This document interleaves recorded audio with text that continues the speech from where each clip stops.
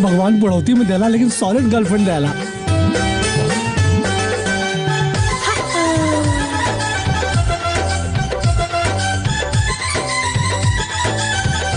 Mama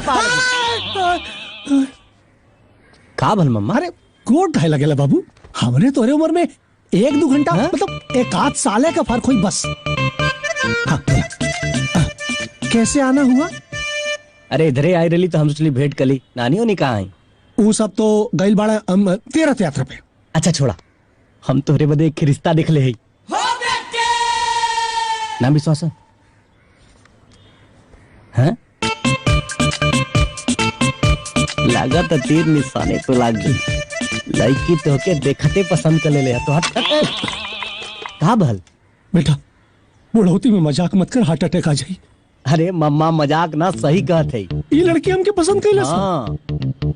का भगवान छप्पर फाड़ के देबा का? अरे मम्मा ये तोहके देखते कहले कि तोहरे जैसन एक्सपीरियंस और उम्र दराज।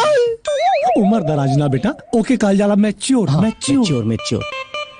तोहरे जैसन मैच्योर आदमी के जरूरत है। सही बताओ, ऐसा कहला सी? तोहार कसम मान।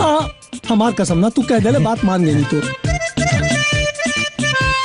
अच्छा मामा वो सरपंच जी हुआ ना? सरपंच का तो नाम मत ले, उस ससुरा से दुश्मनी चले ले हमार।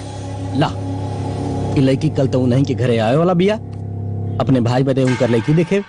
सरपंच के लड़की से भाई के बिया होता? हाँ, और इहो कॉलेज के तुके हुए बुला ली, हमें देखा देखी शादी के बात हो जाई।